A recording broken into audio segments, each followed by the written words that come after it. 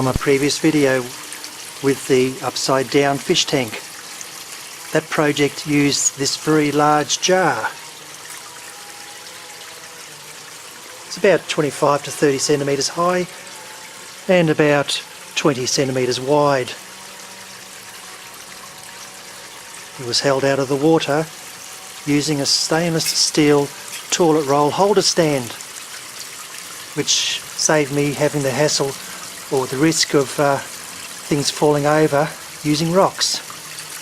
That project has now evolved, and I've now introduced a 30 centimetre diameter fishbowl upside down. And because birds were attacking it, because it was a very convenient stand to eat from and jump into the water, threatening to topple it over, but it didn't because the stand is very stable. But anyway, just to beat the crows at their own game, I mounted this solar powered light, which also gives the fishbowl quite an impressive appearance for about 3 or 4 hours after sundown. I'm about to disassemble the fishbowl for a little while. I'm going to put in a underwater plant, and it's going to be mounted inside the toilet roll holder, which is a very convenient pot plant stand underwater. I'll be soon emptying out the fishbowl with the therapeutic tubing with the wooden peg to keep it afloat. But before that, we just look inside the tank, and we have several pumps. 2 very high capacity Aqua 1 pumps and another one over here, which provide the filtering. They also provide a jet anti-clockwise to create a full creek effect inside a 180 litre pond. There's another Aqua 1 pump over there, which is filled with BioNube, no filtering, and it provides a third jet. So it's quite alive, this tank, when everything's turned on, but hard to talk, it's very noisy. Back to the tank. When I have emptied it, I'm going to remove the fishbowl, and under there the toilet roll holder, the stainless steel toilet roll holder, is perfectly made, sized to take the pot for an underwater plant, a long blade one.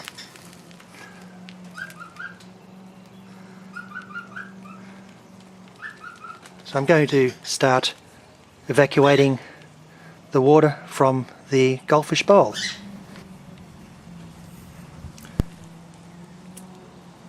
So I'm going to place this up under here, feed it up, let it float, just enough flotation. At the moment the tank is actually now emptying because there's an open flow of the air to the outside, but I can help it along. But first I'm going to blow it, get the water out of the pipe, and it's actually draining quite quickly now. I could just go breathe it in or blow it out.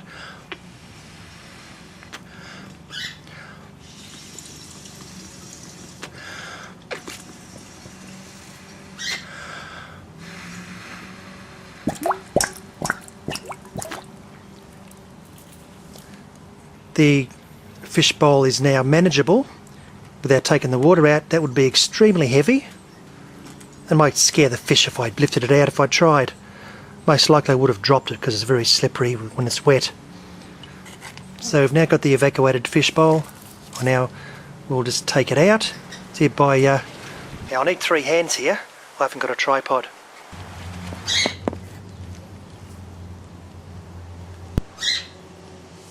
So I'll just lift it off now.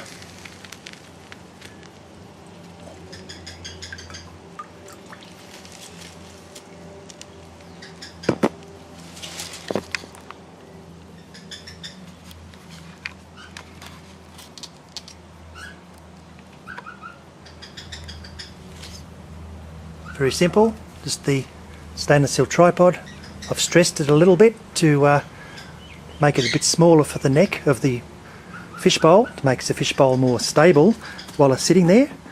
And the diameter of the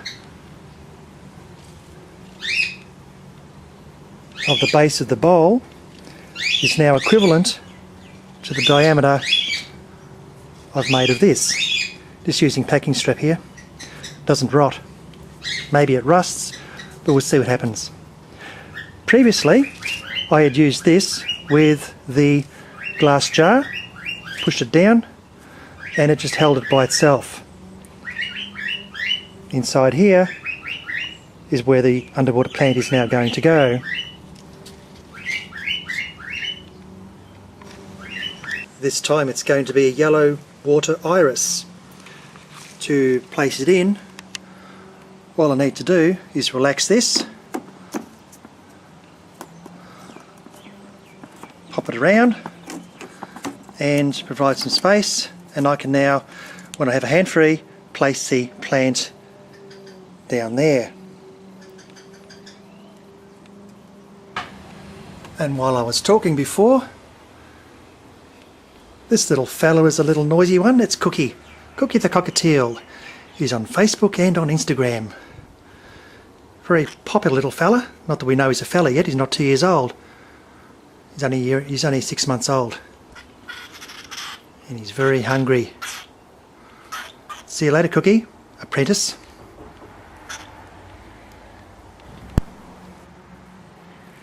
Meanwhile, back at the ranch, just relax the straps a little bit. I'm going to drop it down, and when it gets to the bottom, we'll get back to you. The underwater plant is now in place, and all I do is restore this strap back up where it was before.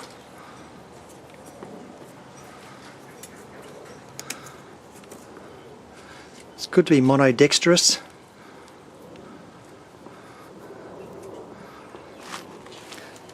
This has now pre-stressed the top of the frame back to where it will be to suit the fishbowl.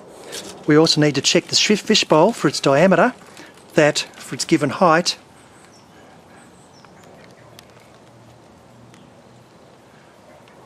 that there is enough clearance for the fish to get into the bowl. That's the whole point. This is now going to go back into the water.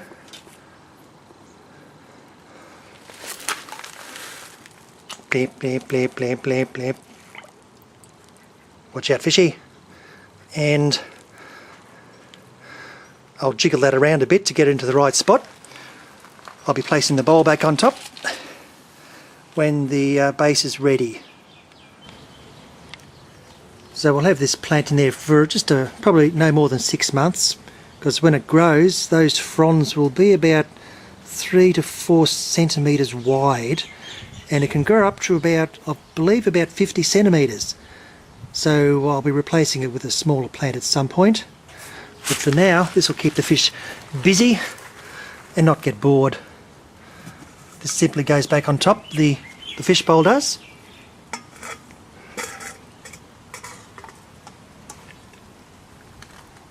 The fish bowl's in place, as simple as that. No jiggling around with rocks required. What you look at to make sure is that the base of the fish bowl is parallel to the water line. That's the only adjustment that you need. All I need now is to put the pipe back inside. Notice you'll still have plenty of clearance, and at this point here we can, if I have 2 hands free, mount this up much higher, but at the moment it will float as I introduce the vacuum. Water level will go up, and so will the peg. Here we go.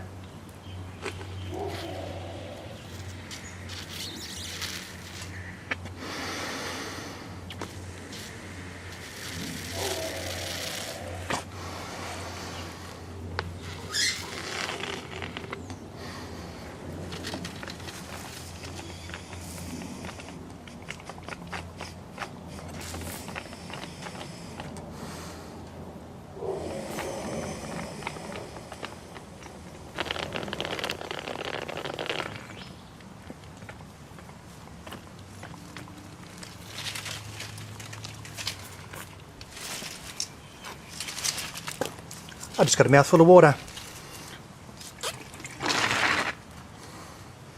That resets the pipe above the waterline again.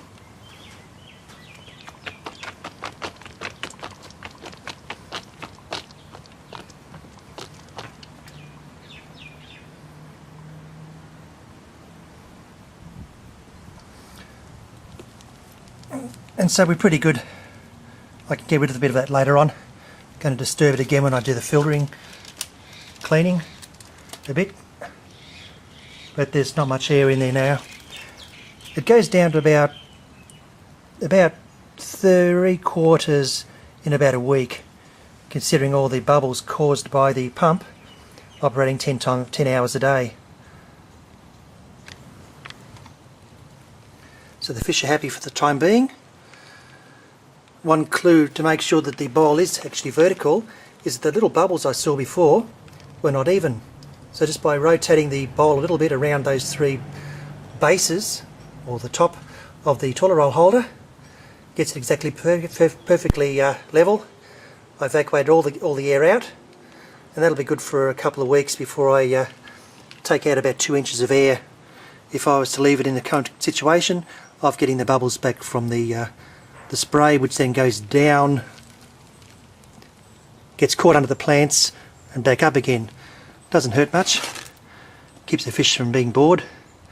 But next I'll be doing the pumps,